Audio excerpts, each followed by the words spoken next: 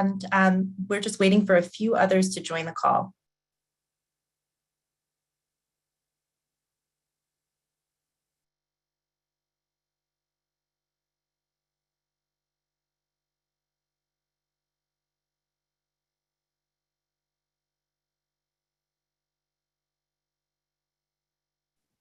All right, we'll go ahead and get started.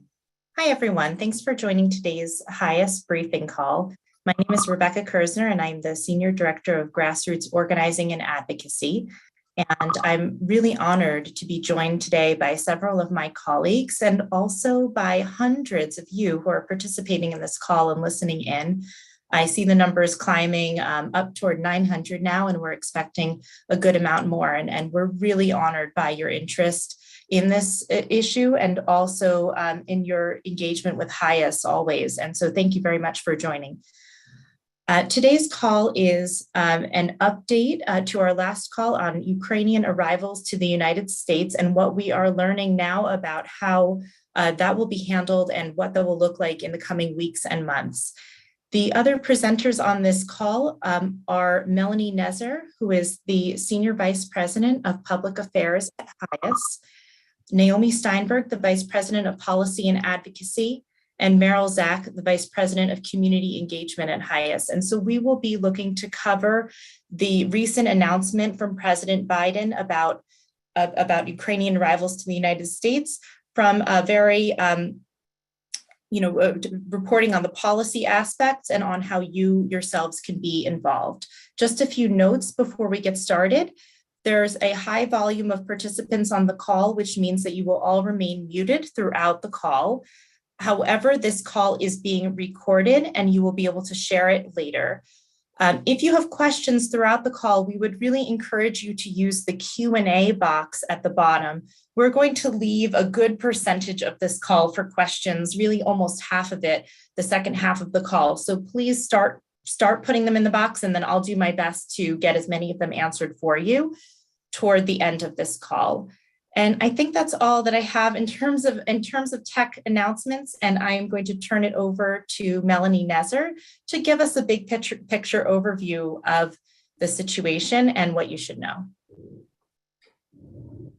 Thanks, Rebecca. You can hear me? Yeah, great. Thanks everyone for joining. We hope to have as many of these as are needed as developments happen in terms of the US response to the Ukrainian refugee crisis. Just to set the context, I know you probably all know this, but just to frame kind of this announcement about the US admission of 100,000 Ukrainians, we are now at the point where there are 11 million displaced Ukrainians. That's about a third of the population. That includes people who are displaced inside the country and people who have fled to other countries. About 5 million are refugees who have crossed the border and fled to other countries seeking safety. We've all seen the images of the massive destruction around Ukraine. They've been hard to watch, but because of our wired world, we've seen them. We also know that the war is likely not over soon. There's no indication that the war is actually going to be ending. So we at HIAS and others in the refugee and humanitarian community, as well as advocates all over the country, have been asking for families to be reunited since day one of this crisis. This was the first thing that we asked for. If the US could do anything at all, the US should be able to bring people who have family members in the US who want to host them during this conflict, let them be together while this violence rages. So that was one of the first things that we asked for. We have also been asking for the US to share responsibility with other countries in the region. That is becoming more and more urgent as more refugees are fleeing into places like Poland and Hungary and Moldova and other countries in the region and further west into Europe. We have also been asking for the US to help protect the very vulnerable LGBTQ refugees, asylum seekers who had been seeking asylum in Ukraine because of rules that require asylum seekers from Africa, the Middle East, and other places to apply for asylum as soon as they enter Europe. So there are a number of those, several thousand asylum seekers that have not been getting the same warm welcome as other Ukrainians in Europe. women and kids who could be vulnerable to trafficking. So we have been urging the US government to get involved in protecting those populations as well. Then, of course, expediting Lautenberg cases. This is a population that has long been of concern to HIAS. People who are religious minorities, Jews and others in the former Soviet Union, also Iran, who have a path to come to the US as refugees. Many of them have been waiting. And of course, now it's more urgent than ever that they come to the US, and they also have anchor relatives and family members here. So in light of that, I mean, we've been making that case for as you know, as I guess now it's looking at the calendar, it's 3 months, which is really, right? 3 months. That's right. Unbelievable. It feels in a way like 3 days, and in other ways, it feels like 3 years.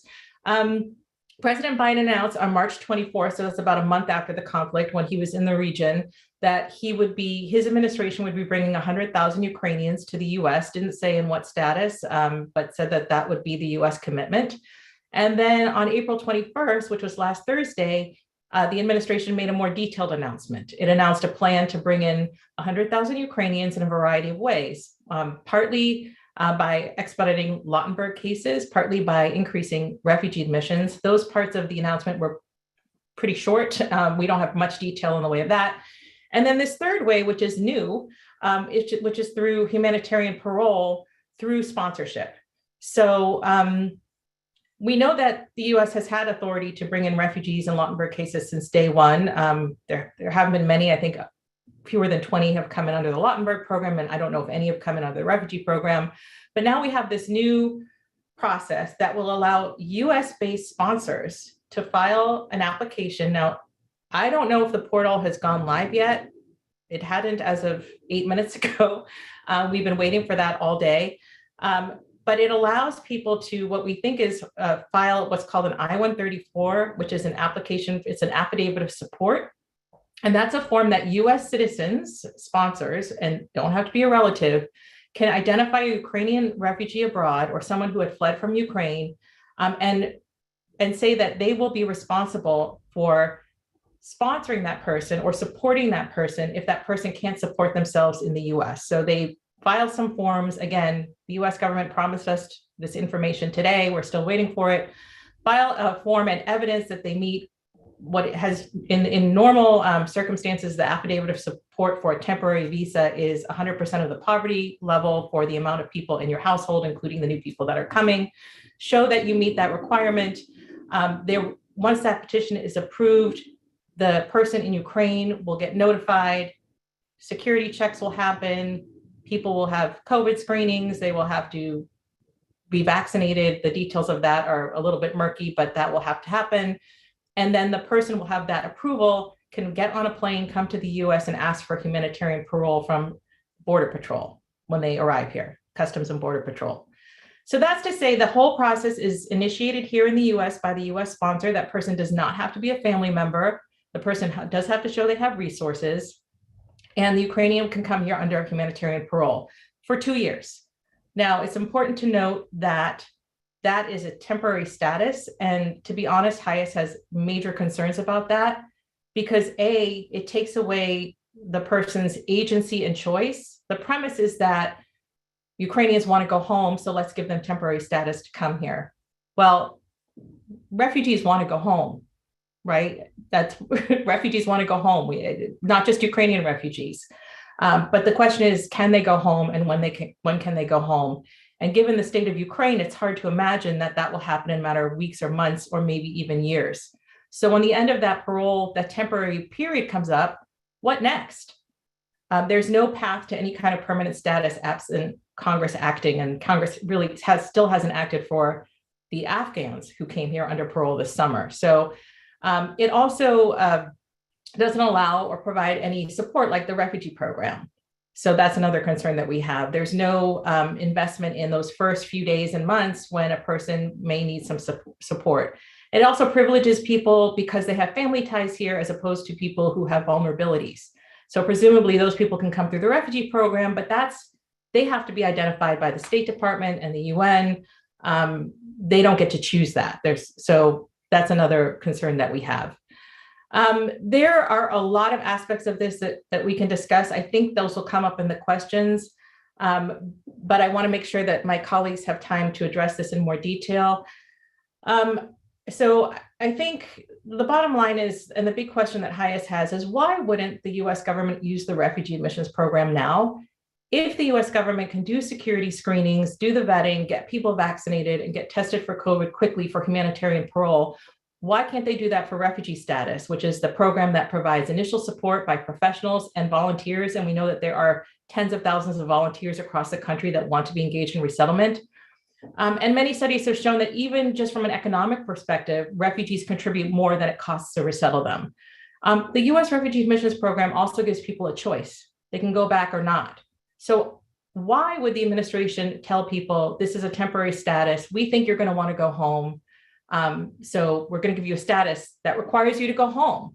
When we're talking about people who have lost everything, they've lost control over their lives, they've lost control over their future, they've lost any sense of normalcy, any ability to plan, any ability to plan for their kids' futures. And then we're saying, we're giving you a temporary status, as opposed to saying, we are offering you a permanent home here. You may choose to stay, or if you can, you are absolutely free and welcome to go home. So those are some of the questions that we have. I know that there are a lot of questions about the process. We'll answer those in the Q&A. We'll also hopefully get more information from the administration in the next, maybe even while we're on this phone, so on this call. So I'll stop there. Thank you all for joining us. There's a lot to cover. And I'll pass it over to Naomi. Thank you. Hi, everyone. It's an honor to be here with all of you. I'm looking at the number of participants and I see that we've hit the 1,000 mark, which is just a testament to how important this conversation is. So welcome. I always enjoy speaking after Melanie because she makes my job so easy. I can basically just say ditto, but I do want to drill a little deeper on some of the challenges that she outlined and how we are translating those challenges into advocacy asks. I know that many of you, perhaps all of you, are on this call with real questions about how this program is really going to work and how it will be implemented. I just want to put in a plug that advocacy is still an important part of this conversation because there are significant gaps in what the administration has announced thus far. And we will be turning to you, as always, to ask for your help in carrying our advocacy messages forward. So, as Melanie said, and as we know, the Uniting for Ukraine program, which is the official name for this initiative, it will allow some Ukrainian families to be reunited. And that is a good thing. From the very start of the war, HIAS has been urging the administration to prioritize Ukrainian family reunification. But as she indicated, this plan does not offer a comprehensive solution for the Ukrainians who arrive under this plan once they are here, or for those who are not eligible to participate. So, HIAS is pleased, as Melanie said, that in the April 21st announcement that it does mention the Lautenberg program. And again, that is for historically persecuted religious minorities and other groups of vulnerable people who could, in theory, come through the US refugee resettlement program, not come in as parolees. But the announcement was devoid of any really essential information. We are calling, our first ask is very simple and a very frustrating one that we even have to ask this, but we are calling upon the administration to share its plans for how it intends to utilize the resettlement program as part of the Uniting for Ukraine response. We continue, until we know more information, and very likely even after that, we continue to urge the administration to utilize the refugee resettlement program to quickly admit Ukrainian family reunification cases, including but not limited to Ukrainian religious minorities, as well as Melanie said, other vulnerable individuals, including those who are asylum seekers in Ukraine, including LGBT individuals, including women and girls at risk. The list goes on.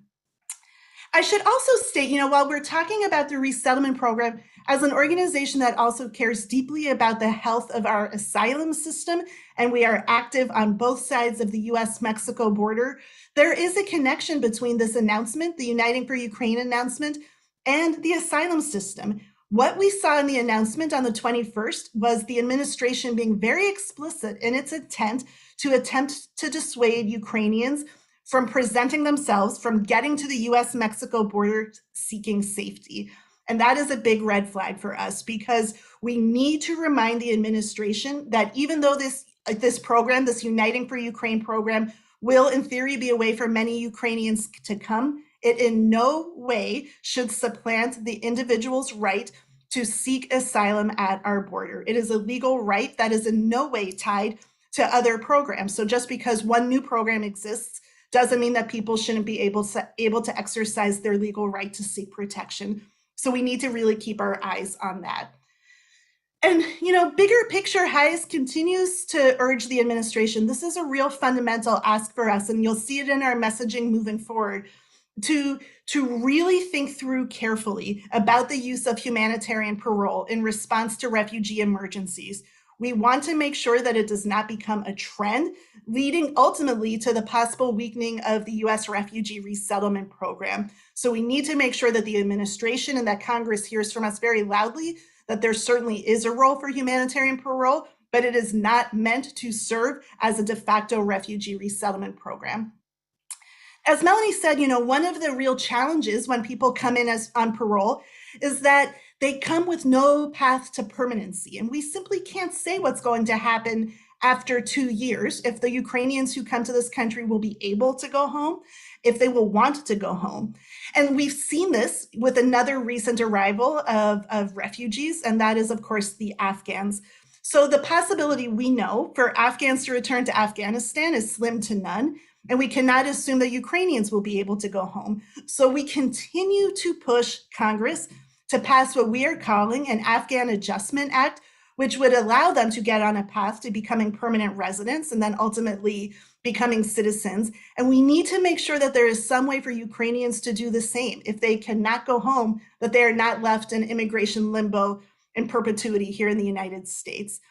And we also want, these are my last 2 points. I know I'm throwing a lot at you, but we'll be sharing this with you in many forms in the days to come. One of the things the administration announced is that this plan to bring Ukrainians through the Parole program will be done very quickly, that they're going to expedite this process, and that they think that they'll be able to process these I-134 applications in a matter of days. That remains to be seen, but we need to make sure that the Department of Homeland Security and the different departments within it have the necessary resources to process those applications in the stated timeframe, but not doing so by pulling staffing and resources away from the processing of other parole, refugee, and asylum applications. We need to make sure that this isn't putting a stop to admitting other people in need from around the world who have been waiting a very long time. And then last but not least, which might be of particular interest to some of you who are calling in from resettlement agencies, local resettlement agencies, we need to make sure that your offices have sufficient resources to provide assistance to a group of people now, to potential sponsors who need help filing the I-134s, to Ukrainian parolees who get here and need support applying for their work authorization documents that won't happen automatically for them. As some of you know, the administration has declared that Ukrainians are eligible for temporary protected status. Those are complicated applications. We anticipate that many Ukrainians will go to your offices for help with that. And then that many Ukrainians at some point will come and say, we need help applying for asylum because I cannot go home. So we want to make sure that your offices get those resources. And that's it for right now. These asks will continue to evolve with time, and we'll keep you in the loop on all of them, and frankly, turn to you for your assistance as well as we help to amplify what we're looking for from the administration. Okay, I'm gonna transition to myself.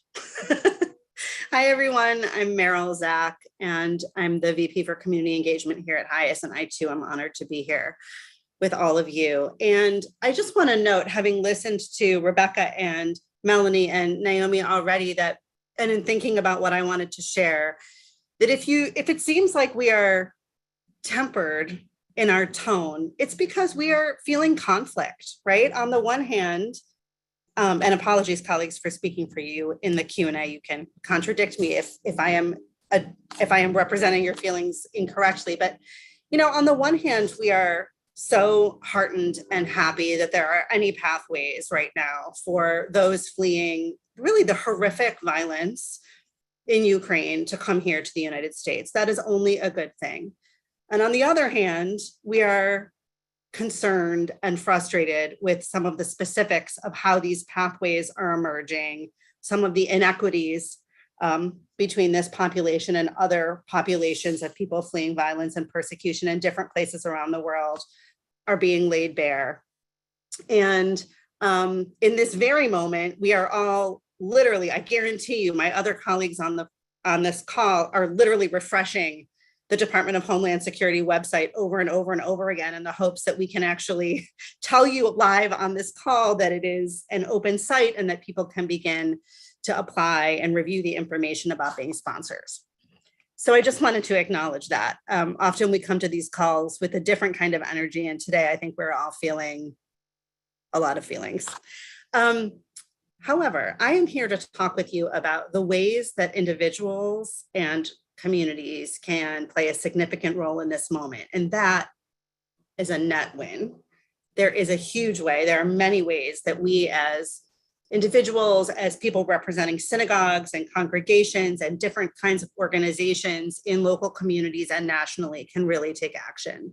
So I want to list a few, and please know that in the coming days, as soon as possibly even tomorrow, when we send out our follow-up email to all of this, these ways will become even more crystal clear. As Melanie and Naomi have mentioned, it is very possible for people to become sponsors of those fleeing Ukraine. So the minute the DHS website goes live, you should go there, you should review the requirements, you should assess your own capacities. Certainly, if you know people who are eligible to come, who have fled Ukraine and are outside of the United States already, you can, name them. We do know that in this application, there will need to be a sponsor and a beneficiary named, I believe, in the application. So named cases will be able to be filled out more quickly, the applications. We really encourage you to do this. As I believe Melanie said before, the United States government is not doing the matching themselves. So it's really on those filling out the forms to do that. Is it your family member? Is it friends? Is it your friend's family member, your friend's friend? These are the ways you can sort of think about how you will be able to be a sponsor, and details are going to very quickly emerge as soon as the website goes live from the government. To community support. Most sponsors are likely to need help. Resettlement and integration into communities for 2 years or for forever is hyper local. It requires, it's personal, it's communal. And as HIAS knows from our many, many years of working with those seeking safe haven here, essential support comes in a great variety of forms. It comes in financial resource, in community contacts, in the ability to do research and find connections and links to services, to furnishing apartments. It comes in many, many ways. So now is the time for all of us on this call to be thinking about what kind of support we can be offering. Can you be a sponsor? That's one way to go. Do you have connections through your workplace, through your synagogue, through your faith communities to community resources? Are you connected to real estate? Do you have access to low income housing? Do you work for a law firm that can provide pro bono support? Can your synagogue coalesce around somebody who is the sponsor to provide support, connecting those arriving to services in your community? We are going to be sharing a form with you in our follow-up email that will eventually be on our website that will let you tell HIAS whether you as an individual or as a connected to your congregation or as part of an organization can show up in any of these ways. And HIAS is committed to working with you to help make something of what you have to offer here. You also should assess what you can do and how you can volunteer your time. Resources are one thing and they overlap with volunteering and time, but they're not mutually exclusive. But there is going to be ample opportunity, I would say all over the country, but especially in the places that already have large Ukrainian populations, to give, to be active and to lend your support, guidance. We know that HIAS's networks and communities of support and stakeholders know how to do this work. We're not even done actually working with so many communities to assist with Afghan resettlement. And now that there is a pipeline of, I don't even know how to say this in a way that makes it sound less cavalier, but the regular flow of refugees pre-existing to the Afghan and Ukrainian populations are also coming through. And we know that our community has quite a lot of support to give in all different ways. So we really invite you to think again about that in the here and now with this population and beyond, and to fill out our form when you receive the link, and let us know so that we can connect you appropriately. Advocacy. Naomi and Melanie both just went through a number of asks of the administration and Congress just now, and we really need your voices heard on these asks, and really on all of HIAS's asks for that matter, about policies that help all refugees, including those at the US-Mexico border. So yeah, we invite you to consider all of this. Finally, well, I have two finallys, actually. I have a finally and then a very finally to share with you. We know that many people on this call and off the call have many questions that we are not going to be able to fully answer in the remaining half hour or so that we have on this call. But we want you to know, and at the end of this call, my colleague Andrea, who you can't see, she's behind the scenes, is going to put up a slide that has HIAS's phone number and some info email addresses for us. We have recently overhauled our phone system, and we want you to know that every single query that comes in will receive a response, either email or a phone call in return. It might take us a couple of days, but you will hear back from us. And you can feel free, and we encourage you to reach out to us with your questions. I'm also really thrilled to share that in a couple of weeks, we are going to be able to go live with a hotline that will be a 1-800 number that will have Ukrainian and Russian speakers and also Spanish speakers as well as English speakers to start, to be able to respond in real time to questions. And even if your questions are such that HIAS does not have the capacity to provide service in response to them, we will have referrals for you and other information to share with you. I think I may be seeing that a website has gone live. So I'm going to stop myself here. And before we go to Q&A, see if there's anything that any of my other colleagues on the call want to say about that. I wasn't tracking, so I don't know when it went live and if anybody's had a chance to read it. Melanie, I'll go. Yeah, it looks like it just went up. I was just kind of skimming it, and thankfully nothing that we told you seems to be contradicted by what's up there. Form I-134, we haven't been able to dig into it, and it looks like they are still also, when you look at the FAQ, they're answering some questions, but they're also saying that more information will be filled in here as we know. So I think they are also kind of, I hate this, we say this all the time, building the plane as it's flying, or that metaphor that we always use. So we'll put the link in the chat, and we'll also send that out with the follow-up, and we'll be looking through it in the coming, hours and day. I think, it doesn't look like it's going to take more than a little bit of review to try to get more questions answered there. But I think we have the answers that are in there, is my point. Like, I don't think it's telling us anything different. I think it's just, it actually has a link to the form, and it allows people to apply.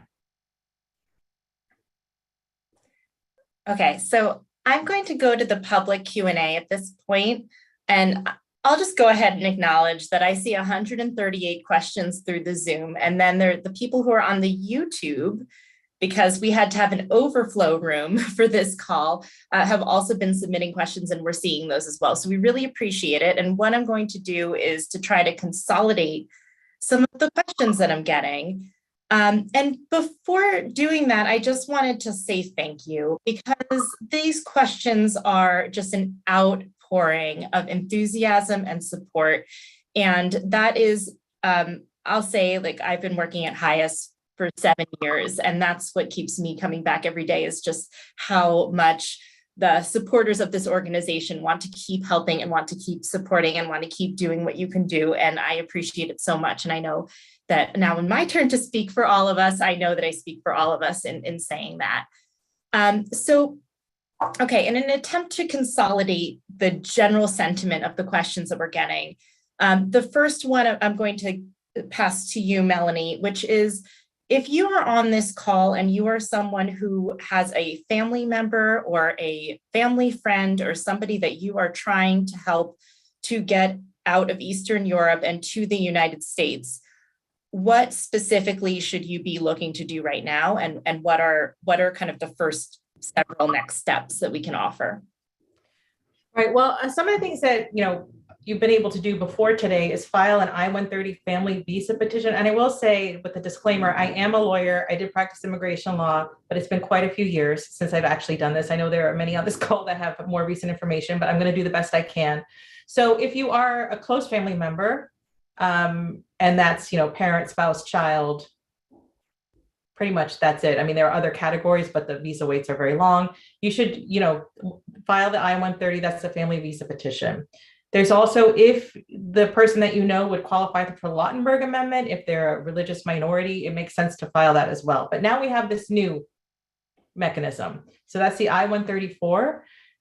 You can go to the website and take a look at it. It is not uncomplicated, but it's also not like a major tax form complicated. It, if you can get counsel, you might want to do that, but you may also be able to do it yourself. Just take a look.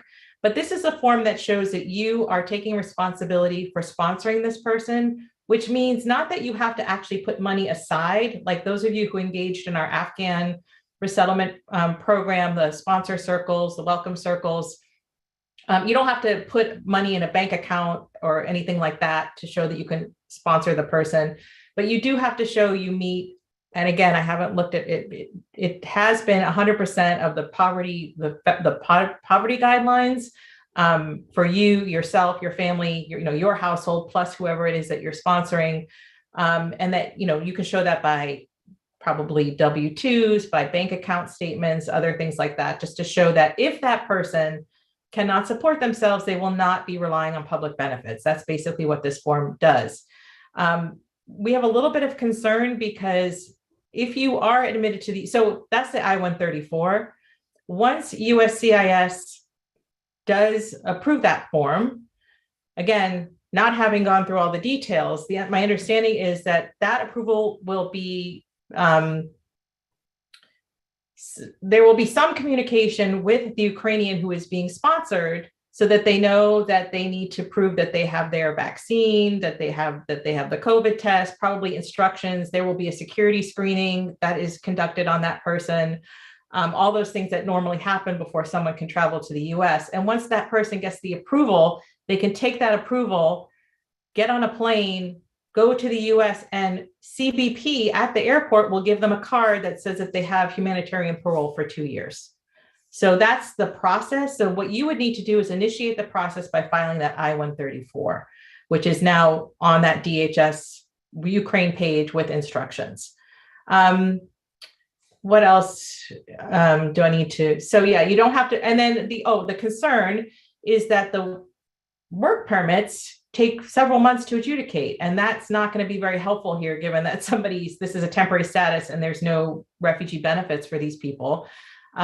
So I know that USCIS is thinking about how to accelerate that the work authorization adjudication. But of course, there are many other people who have also been waiting for a long time for their work authorization that also should not be, penalized because other people are coming to the front of the line. So I don't know the answer to how that's going to work, but that is a concern.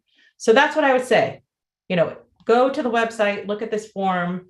And then if you don't have a specific person that you want to sponsor, I think Meryl will have to give you the information about that, because the US government has said that it is not getting involved in matching people here who want to help with people in Europe that need help and Ukraine that need help. So that's going to have to be something that we as a community of non-governmental organizations, both here and in Europe and Ukraine, figure out. So my colleagues may have more to add there. Yeah, so let's actually go and take that and go to Meryl then, which, to answer that second part, which is there's a good number of people who are asking questions along the lines of, If you are part of a community or a congregation, in some cases, some of the congregations that are already working with Afghans through the HIAS Welcome Circle program are also asking this. If you're part of a community that wants to help, but doesn't have a specific person in mind that they want to help bring to the United States, how do you do that? How do you get matched with someone to sponsor? Where do you apply to do that? And what should they start thinking about in terms of support, in terms of housing, in terms of fundraising, things like that? Okay, well, first of all, I just got to say, so heartening and not surprised that existing welcome circles want to do more, because I think that it is really apparent when you begin to do the very hard work of helping people rebuild their lives, accompanying them on that pathway, that you really kind of realize that how local this is, right? And how personal it is, because you're helping another adult begin to build a life and make the choices and have the freedom to make those choices again after a period of displacement and lack of ownership over one's own life and one's own autonomy to make decisions. It's a big deal. So thank you to those who are repeat volunteers across the board asking how to do this with Ukrainians, or those fleeing Ukraine, I should say. So I have a couple of suggestions, and I want to just say again that more is going to flow from us later this week. As Melanie said, our whole sector is now working in a kind of decentralized way to try to figure out the best models for harnessing community support so that as many people as want to come here are able to through this program. The first that I would say is to Rebecca's reiteration of the question of, like, we don't have a particular person that we know or know in mind. What you do have are local community connections. And I can imagine that in most places where people have dialed in from on this call, you are maybe part of faith communities and you maybe do interfaith work, or you're maybe part of, particular other social groups or arts groups or anything that intersects with other groups across different faiths and different backgrounds. And we really encourage you to get to know your community and to find out if there is a way that your specific part of your community could assist Ukrainians who are abroad, who are connected to other parts of your community. Again, like, it is a big lift to be a sponsor, and it will take community effort and contribution to do that. And so we encourage you to kind of dig a little bit into your own communities to figure out if there are people who want to come to where you live, and, let me back up. If there are people who have folks who they want to bring here, but don't have all the means to do that themselves. I think this really is a way. We often talk about resettlement as sort of a fabric woven by different resettlement agencies across the United States. You know, there are 9 national agencies and we all have partners everywhere. And this is where it becomes that much more local, because this is a status that requires individuals to really connect to other people in their communities to find the support, and then connect to organizations that can provide the services. So as we also said earlier, HIAS, as we figure out what version of welcome circles we are able to construct for this, and I believe that we will construct a version of welcome circles. It will look a little bit different than what we've done with the Afghans, because they were eligible for different support and than this group is right now. We will come to you with the specifics of that and with a model, and we hope to do that, hopefully this week, but no later than next week. So again, I want to encourage you to fill out our form so that we can be in touch with you directly about that before it even migrates to our website. And I think I'll stop there. I know I didn't fully answer the question, but more is forthcoming on that. I just wanted to add, so HIAS has a partner agency called R2P, Right to Protection, or Right to Protect. I always get that wrong, but they were founded as HIAS Ukraine many years ago, and now are an independent organization that partners closely with us. So we are now back up and running in Ukraine. We are operational in Poland and working with partners along the border with Ukraine. And HIAS Europe is also working to do some relocation, and that's what they call resettlement, of Ukrainians who are in the border region who want to be matched with families who are sponsors in Western Europe who want to receive them, much like many of you on the call want to do in the US. So through that whole network and our network of colleagues overseas throughout Europe, we may be able to get somehow more involved in matching, but I don't want to make any guarantees about that yet. But this is going to be a cross-continental collaboration, I would say. But of course, this program just started an hour ago, so we're going to have to see how it plays out. But we are working with Ukrainians across Europe and in Ukraine who may have family members or friends, or maybe just the kind of people that need to be sponsored to come here. So we will keep you posted on that. Thank you both so much. We have a lot of different types of questions in the chat, so I'm going to just swing over to a different type of question, which is more on the policy side. So this one I'll direct to Naomi, which is the Biden administration announcement says Ukrainians who present at U.S. ports of entry without a valid visa or without pre-authorization to travel to the United States will be denied entry and referred to apply through this program. Does this mean that people will be prevented from applying for asylum at the US-Mexico border? And if so, is that not illegal? Yes and yes. I mean, we saw in the announcement on the 21st that they used very strong language, suggesting that this type of detail would be forthcoming. But what they said last week was that Ukrainians should essentially stop coming to the US-Mexico border to seek protection and instead avail themselves of this program. And then as you noted, today's announcement is much more explicit in that. It does sound, we have to wait and see. I mean, they are using the word may. They may be denied entry. We're going to need to monitor this and really need to see.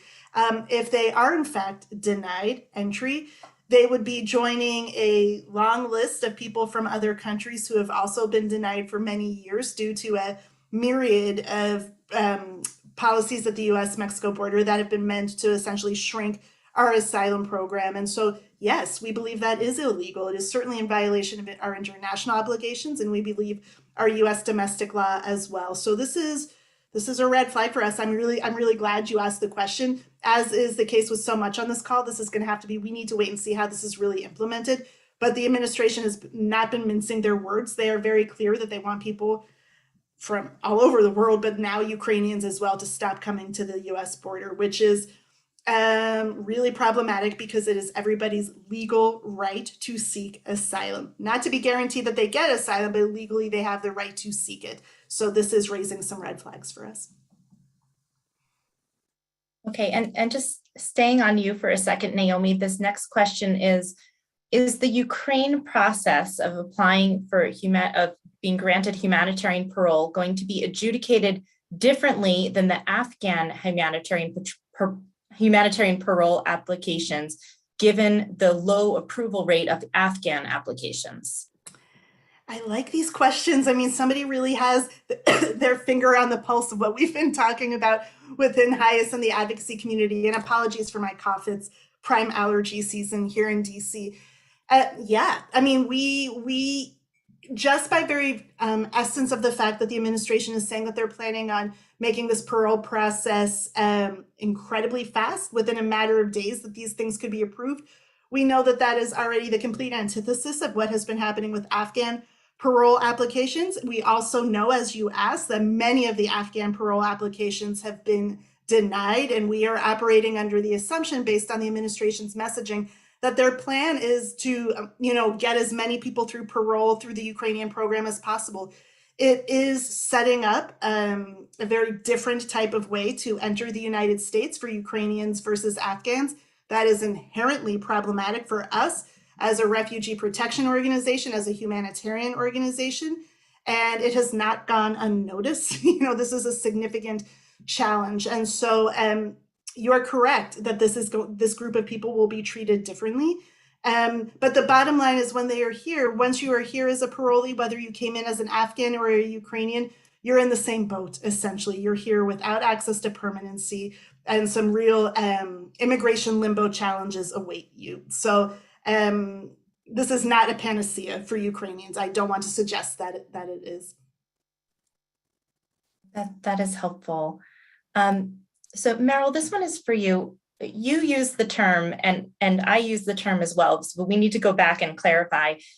What is a welcome circle, and what does it mean for what does community support for refugees who are arriving? What does that actually look like? I hate when I'm caught using lingo that I don't define before I use it. So thank you for the question. So we've often used the term welcome circle and sponsor circle interchangeably. And by often, I mean since October, when the concept of a sponsor circle was launched. The sponsor circle program for Afghans was launched back then, and it is tailored specifically to Afghans, but there is an assumption that some version of it will emerge for this population now. And it will look a little bit different, of course, because with Afghans, almost in the initial waves of that, the entire Afghan population that was being resettled in the United States was already here in the United States, right? And this population of those fleeing Ukraine are not already here, though, as we know and have seen, people are trickling in different ways. So a sponsor circle, as it was formed for Afghans, was a minimum of, or is a minimum of 5 private citizens who come together and pass criminal background checks and create a welcome plan that is and apply to become a circle. And in the Afghan program, there is a matching process through another organization called the Community Sponsorship Hub. And HIAS came on board as what's called an umbrella agency. We launched our own circles that we perhaps confusingly decided to call welcome circles. They're basically the same as sponsor circles. And we provided a tremendous amount of resource to those circles as they began to welcome Afghans into their communities. There was a fundraising minimum, and there was a commitment on the part of the circles formed through HIAS of 6 months. And those 6 months we're not even near the end. Well, we're getting closer to the end of the 6 months now for many of those matches. What is likely to happen with the population that we're all here today to talk about is a version of that. But it would be members of a community coming together in support of the primary sponsor to assist with all the different pieces of helping somebody land in a new place. So finding housing, getting children connected to school, navigating how to get healthcare and employment, filing for the employment authorization card so that legal adults or adults over the age of 18 can work and bring in income while they're here for the duration of their time here. All of those different pieces that, when you think about when you move to a new place and you have to find new doctors and new schools and all the different new supports in a new community, that's what a circle helps a newcomer, a new neighbor do when they arrive. And so some version of that will most definitely exist for this population, and HIAS will be involved. And again, because news just came out at the end of last weekend, as Melanie said, this announcement came out an hour ago, but I think it was really actually like 10 minutes ago. We are still forming exactly what that will be, but we can guarantee there will be a way that we can support you to direct your resources toward this population. Rebecca, before you go to the next question, I just want to clarify, there was a question about like the relative speed of the humanitarian parole for Afghans versus Ukrainians, and it is a different process. So USCIS adjudicates the Afghan parole cases now. This would be the USCIS, U.S. Citizenship and Immigration Services, would adjudicate the affidavit of support, which is a more streamlined, kind of quicker, hopefully, application. Once that's approved, the person would get that approval and some other documentation, presumably, and be able to travel. And it would be Customs and Border Patrol that would issue the parole, which is similar to what happens at the border, although at the U.S.-Mexico border, although there's no, under the current system or right now, people are just getting parole without going through this process. That is going to end today, as far as we know. But with this approved affidavit of support, CBP will be issuing the parole. So that should be, in theory, a more streamlined, quicker process. as opposed to what we're seeing is happening with the Afghans. Of course, we haven't seen any of these adjudicated yet, but I think that was the intent behind having this process, that it could be more quick. Thank you so much. All right, I'm looking at the time and I want to make sure to get to this last question because there are a good number of people have asked the same thing, which is about when people arrive through this program, will they be eligible to work? Will they have a work permit? Will they have access to health insurance? And will they have access to any other types of public benefits coming through this program? That is hopefully sums up about 20 of the questions in the chat. So I hope I've captured everyone's questions there. Melanie, do you want to take first? Start? Oh, this has also been a long time since I really focused on public benefits, but yes, they will be eligible for a work permit, but they don't automatically have work authorization when they enter. They have to apply for work authorization. And as I noted earlier, right now that takes a really long time. I remember way back when that was a relatively quick application, but now it's taking a lot of months. So that would have to be addressed because part B of that is that they are not eligible for any kinds of public benefits. So if you can't work and you can't receive any support, you do have a family member here. Remember, this is a family reunification program, or you have an anchor, doesn't necessarily have to be a family, but you have somebody who has said, when you come here, I will support you. But that is kind of a heavy burden if you are supporting somebody who can't work and receives no other type of support.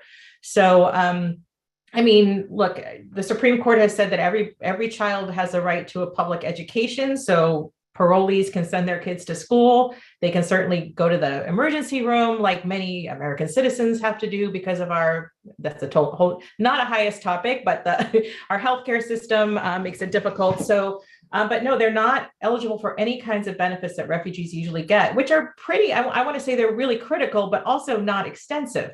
It's just enough so that people can be welcomed by professionals in the affiliate network of refugee resettlement agencies that that have training and know how to welcome refugees and have some cash and other kinds of public support while they first arrive here and get on their feet. But these parolees will not get that absent some act of Congress.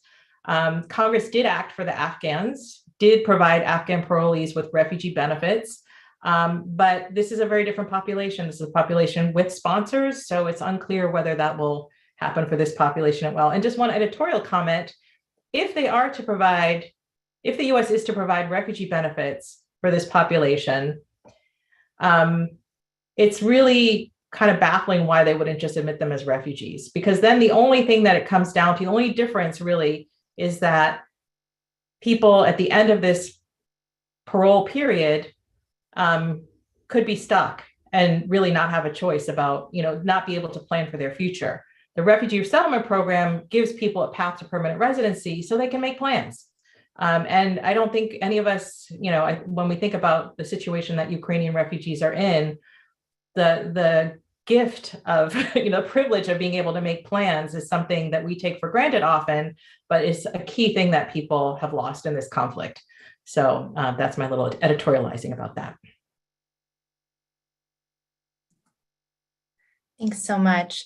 I think I'm going to try to squeeze in one last question, and then I'll just remark on some of the ways that you can find some of this information yourself after the call. So the last question is, will refugee resettlement groups need any additional resources or funding from Congress in order to facilitate this program?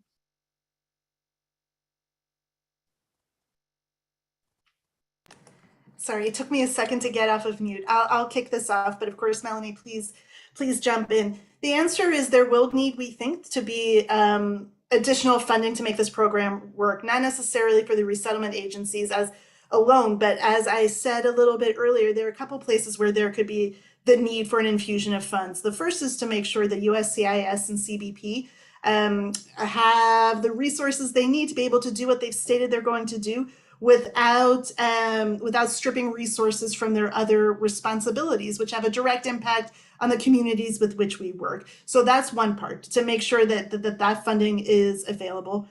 the other part is that specifically for the local resettlement agencies, even though these individuals most of them will likely not be coming through the U.S. Refugee Resettlement Program. It's this parole program like we've been discussing. One of the natural places for people to go for assistance will be their local resettlement agency. And these applications, as Melanie said, while not incredibly complicated, some of them, it's daunting. It can be challenging. So we envision a world in which people will be going to their local resettlement agencies for help with everything from the I-134s to helping people get their employment authorization to applying for asylum at some point, and for those who are already here and wishing to apply for temporary protected status. So what we're seeing is, what we are counting on seeing is that we're going to see a growing need at the local level to make sure that there are resources for legal assistance. So that's a long way of saying, yes, we do think this will require an infusion of funds. Thanks so much. All right, so here's how I'm going to end, which is just giving everyone a sense of where you can find additional information in the coming days. It is my observation that we have opened up more questions, and you all have more questions now than you had at the beginning of the call. And I'm not surprised, because we're basically in that boat with you. We are looking to see how this will unfold, how all of these processes will work, and how and how basically how it will be handled on the U.S. government side, and also in terms of your community's support and how that can kind of come together in the most effective way. So in the coming days, we're going to have a few resources for you. First of all, we encourage you to look at the website that literally went live during this call, which is the DHS portal that will show you, that will answer some questions for you. And that is how you begin to apply and to fill out the I-134 form. Second of all, we posted and will post again the link if you are interested in being involved in terms of being a sponsor or a volunteer. Please go ahead and fill out that form, even if not all of the questions apply to you. Just make sure that we have your name and your email, and we can be in touch. Thirdly, as Meryl mentioned, HIAS is about to launch a hotline for you to be able to call and ask your questions to us. And then lastly, we have all of your email addresses. You joined this call, and we are going to be sending out a list of resources to this group after the call, including a recording of this. And then later on in the week, as things solidify and firm up, we can kind of send updates as we go. In addition, there are a few people that I see have asked some very specific questions in the chat that we haven't gotten to. And so we'll go ahead and go through the Q&A that came in. And if there's a question that we truly didn't get to that is about your personal situation, we'll try to make sure you get some type of response. So I want to just thank you all again for joining this call. I think this may have been one of the largest public calls that HIAS has ever done. And so we really appreciate all of your engagement, all of the questions, and we will be in touch as we continue to learn more about the Uniting for Ukraine program. Thank you again, and thank you to all of the speakers as well.